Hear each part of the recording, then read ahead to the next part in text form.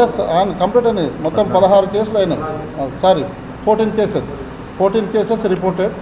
ఇంకా 6 వెహికల్స్ ఇంకా cases report జరిగితే అబోనెంట్ కింద వాళ్ళు దొంగతనం చేసింది కాబట్టి తీసుకుని వచ్చేసి మేము అబోనెంట్ కింద దాన్ని రికవర్ చేసుకున్నాం. ఓన్లీ 2 వీలర్స్ వాళ్ళు రీసెంట్గా చేసారు. దీంట్లో A1కి మాత్రం ఒక్కరిపైనే పాత కేసులు ఉన్నాయి. రిమైనింగ్ వీళ్ళకి లేదు. ఆయనకు 3 కేసులు ఉన్నాయి క్రైమ్ పాత కేసులు.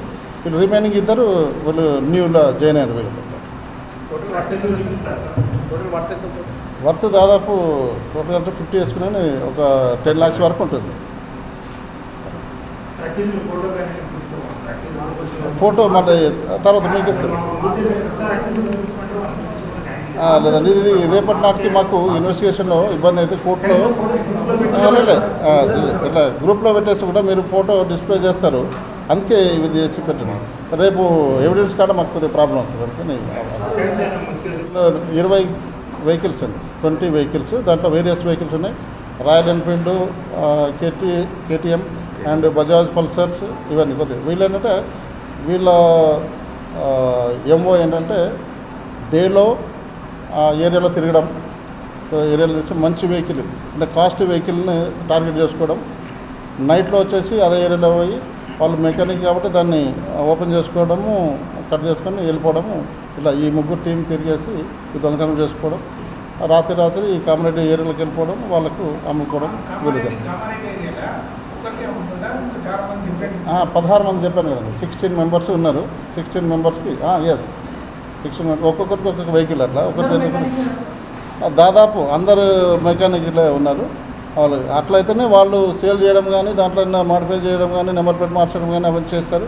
వీళ్ళ మెయిన్ టార్గెట్ ఏంటంటే ఇక్కడ సిటీలో అయితే పోలీసు ఇక్కడ అబ్జర్వేషన్లో మళ్ళీ దొరుకుతాయనే ఉద్దేశంతో వీళ్ళు పల్లెటూళ్ళల్లో విలేజెస్లో వెళ్ళిపోయి అమ్ముకుంటే వాళ్ళు అక్కడక్కడ తిరుగుతారు కాబట్టి పోలీసులు దృష్టిలోకి రాదనే ఉద్దేశంలో వీళ్ళు అమ్ముకోవడం జరిగింది. అక్కడ ఆర్సీ తోటి వాళ్ళకి ఎవరు అడగరు, అక్కడ ఆర్సీ అడగరు అనే ఉద్దేశంలోనే వాళ్ళకు పంపించారు. ఆర్సీ ఉండదు కదా. సారీ ఎస్ ఇప్పుడు దాంట్లో నెంబర్ తర్వాత ఇప్పుడు నెంబర్ లేకుండా చాలామంది తిరుగుతున్నారు కదా. ఇది అమ్మేసుకుంటే చాలు. వాళ్ళకి ఏంటంటే ఎట్లా అమ్మడం కాదు, కాస్ట్లీ వెహికల్ ఉంది దీన్ని అమ్ముకుంటే ఎక్కువ డబ్బులు వస్తాయనే ఉద్దేశం మాత్రమే ఉంది వాళ్ళకి. కానీ దీంట్లో తర్వాత పర్యవసానం వాళ్ళకు అవసరం లేదు. అది పల్లెటూరులో ఎవరు మెకానిక్ ఇచ్చేస్తే వాళ్ళు కొద్దిగా తక్కువ రేటుకి అమ్మడం. తక్కువ రేట్ అంటే కూడా దాదాపు 40,000 నుంచి 50,000 వరకు ఒక్కొక్క వెహికల్ అమ్ముతున్నాడు. 2 lakhs వర్త్ మినిమం ఉంటుంది వెహికల్. 40,000 50,000 అంటే ఎవరైనా ఈజీగా కొనేస్తారు. అట్లానే వీళ్ళు కొనుక్కోవడం జరిగింది.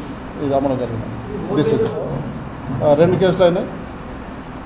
తర్వాత మిగతా టోటల్ 6 కేసెస్ మన దీంట్లోనే ఈ జోన్లో మన మెడిసిల్ జోన్లో 6 కేసెస్ అయినాయి. రిమైనింగ్ కేసెస్ సంగారెడ్డి డిస్ట్రిక్ట్లో 2 కేసులు. తర్వాత 13 కేసెస్ వచ్చి రాచకొండ డివిజన్లో కన్సెప్ట్లో జరిగినాయి. వాళ్ళకు కూడా ఇక్కడ దాదాపు అన్ని FIR అయినాయి. ఒక 6 అవ్వలేదు. వాటిని కూడా 6 FIR కానీ వాళ్ళకి అబోనెంట్ కింద అవి రికార్డ్ చేసుకుని దాని కేసు ఎవరైతే ఉన్నారో బాధితులు వాళ్ళకు హ్యాండ్ ఓవర్ చేయడం జరుగుతుంది. టోటల్ ఏ పోలీస్ స్టేషన్ ఉన్నా ఆ పోలీస్ స్టేషన్ వీళ్ళకు పంపించేసి కేసును కంప్లీట్ చేసుకోవడం జరుగుతుంది. వాళ్ళని అరెస్ట్ చేసి ఎఫెక్ట్ పెట్టేసి చేసిన మా crime teams Raju and team and CCS Kalingarao and వాళ్ళ ఇన్స్పెక్టర్ గారు వీళ్ళ టీం, తర్వాత పేట హైదరాబాద్ మెయిన్ వీళ్ళకు బ్యాక్ సైడ్ సపోర్ట్ ఇచ్చేసి చేసిన విజయవర్ధన్ గారికి వాళ్ళ టీం క్రైమ్ టీం అందరికీ రివార్డ్ ఇవ్వడం జరుగుతుంది సీనియర్ ఆఫీసర్స్ దృష్టి పెట్టేసి. దీంట్లో మెయిన్ ఏంటంటే మా సిపి గారి ఆదేశాల మేరకు మేడం మా DCP గారు మేడం స్మితిక పంత్ గారి ఆధ్వర్యంలో ఇన్వెస్టిగేషన్ ప్రతి పార్ట్కు వాళ్ళ ద్వారా నుంచి సజెషన్స్ తీసుకొని లీడ్ చేసుకుని వీళ్ళు పట్టుకురావడం జరిగింది. దీంట్లో మీకు ఇక్కడ పిలవడానికి కారణము మన దగ్గర రెగ్యులర్గా వెహికల్ దొంగతనం జరుగుతున్నాయి. దాంట్లో మా పోలీస్ స్టేషన్ పేట హైదరాబాద్కు సంబంధించి ఇన్స్పెక్టర్ విజయవర్ధన్ మరియు DI నరసింహరాజు మరి అలాగే ఇక్కడ CCS మెడ్చల్ సంబంధించి టీం వాళ్ళు కూడా రిపోర్ట్ చేయడం వల్ల ఈ దొంగతనాన్ని పట్టుకోవడం జరిగింది. టోటల్ 20 వెహికల్స్ దొంగతనం చేసిన వాళ్ళ నుంచి రికవర్ చేయడం జరిగింది. దీంట్లో ఈరోజు అనగా 31 నాడు ఎర్లీ మార్నింగ్ ఎవరైతే దీంట్లో A1 అని ఉన్నాడో A1 మళ్ళీ అటెంప్ట్ చేయడానికి వెళ్తుంటే మన వాళ్ళు మార్నింగ్ దాన్ని పట్టుకోవడం జరిగింది. ఆయనతోటి పట్టుకొని వచ్చేసి ఇంట్రాగేషన్ చేస్తే ఆయన ఏది చెప్పాడో పాత నేరాలు కూడా ఆయన ఒప్పుకోవడం జరిగింది. టోటల్ 20 కేసులు 20 వెహికల్స్ మార్నింగ్ అక్కడ నుంచి తీసుకుపోయి ఆయన ఈ వెహికల్ ఎక్కడ పెట్టామని చెప్పేసి అంటే కామారెడ్డి ఏరియాలో పెట్టామని చెప్పేసి అన్నాడు. ఈయన కామారెడ్డికి సంబంధించిన వ్యక్తి వచ్చేసి ఈయన వచ్చేసి నవీన్ అని ఒక్కల నవీన్ గౌడ్. ఈయన 34 ఇయర్స్ మ్యారేజ్ అయింది. ఆయన ఇంతకుముందు కూడా ఒక కేసులో ఉన్నాడు. ఆ కేసు మాకు సీసీటీవీ ఫుటేజ్లో ప్లస్ దాంట్లో వేరే ఇన్ఫర్మేషన్ ద్వారా ఆయనను కొద్దిగా అబ్జర్వ్ చేస్తూ ఆయనను లీడ్ చేసుకుంటూ వెళ్ళడం వల్ల ఆ తర్వాత ఇంకొక కేసు కూడా దొరికింది.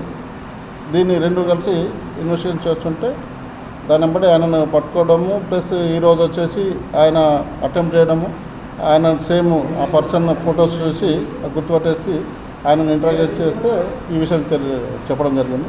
దాంతో ఆయన లీడ్ చేసిన దాని ప్రకారం కామారెడ్డికి వెళ్ళేసి కామారెడ్డి డిస్టిక్లో కామారెడ్డి విలేజ్కి సరౌండింగ్లో 2-3 విలేజ్లు ఉన్నాయి. ఆ విలేజ్లలో ఈ వెహికల్ అన్ని రికవర్ చేసి తీసుకురావడం జరిగింది. దీంట్లో వచ్చేసి ఈ అక్యూజ్డ్ యొక్క రెగ్యులర్ ఏంటంటే ఈయన వచ్చేసి నవీన్ గౌడ్ అండ్ దేవరాజ్, ఇంకా ప్రశాంత్ అనే పిల్లవాడు 18 ఇయర్స్. వీళ్ళు కలిసి ఇంతకుముందు ఎవరో చిన్న పనులు చేసుకునేవాళ్ళు.